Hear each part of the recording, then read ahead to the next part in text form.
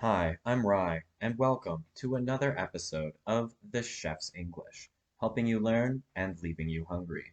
We continue our series today called How Do You Like Your Eggs? This time, the omelette. So let's get going.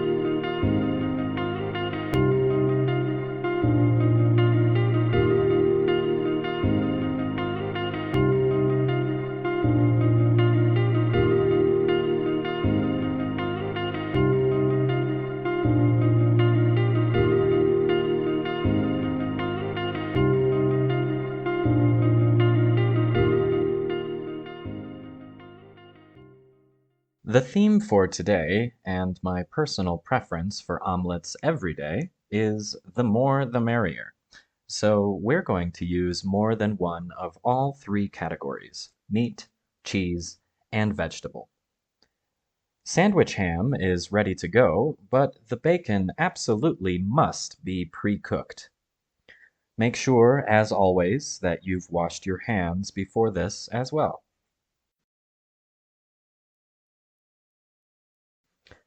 Anytime you use the knife for anything other than cutting, make sure you use the dull side. Scraping the cutting board with the sharp end will only dull the blade. When it comes to the cheese, I like to mix a fresh cheese with a more mature cheese. Both of these are local cheeses, so it won't help to tell you their names, but the first is a fresh cheese, and the second is a mature cheese with a nice sharp bite. This cheese I need to shred. Since the bacon is the one ingredient that absolutely must be pre-cooked, we're putting the meats down first. We'll add the veg in just a sec. But first, we need to prep it. I'm going to dice some red pepper.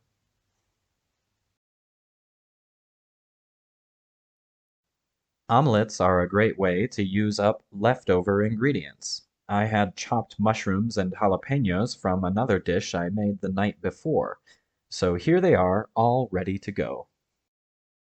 By now, the bacon is starting to cook, so I'll add the vegetables. Pre-cooking everything together helps all the flavors blend together. You might prefer a different approach, but I find my vegetables taste a lot better when they're covered in bacon grease. You might also prefer a different ratio of meat to vegetables. Don't tell my dietitian, but I have a hard time not going heavy on the meat, light on the veg.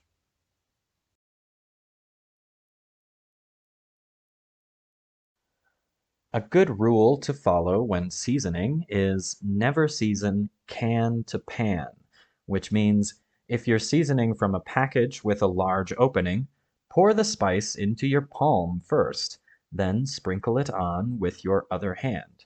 This way, you won't accidentally add too much and ruin your delicious meal. That was black pepper and garlic powder, by the way.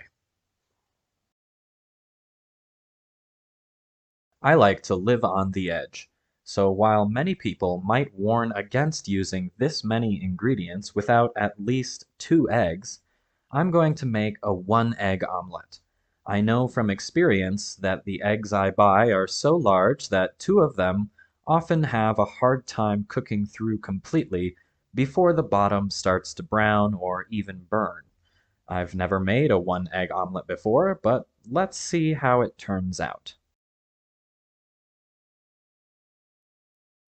Transfer your meat and veg to a bowl so that you can put down the egg in the same pan and get all of that good flavor on the outside of your omelet just as much as the inside. Remember to turn the heat to low.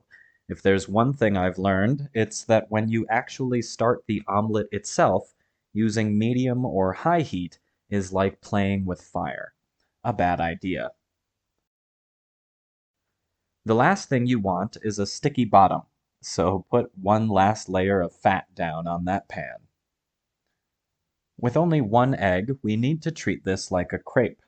That means as soon as the egg hits the pan, start tilting the pan in a circular motion so that the egg spreads out to all sides of the pan.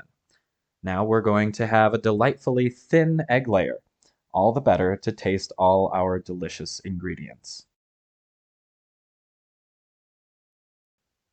Spread the cheese evenly over the whole omelet and put it down first so that it can melt into the egg a little bit. I like to put it down before the egg is completely cooked so that it really melts into it. To make this delicate omelet easier to fold, we're going to put the meat and veg down on just one side. This is a good rule to follow regardless of the number of eggs you're using. And when that's finished, just let the eggs bubble and the cheese melt.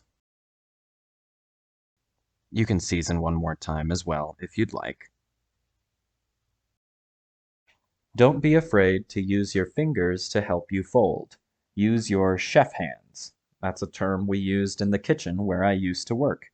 It just means you're psychologically ready to touch hot things if it helps you make sure the food is done correctly. Chef hands are always properly washed before use, by the way. And now that the cheese is melted, the omelet is flipped, it's time to plate.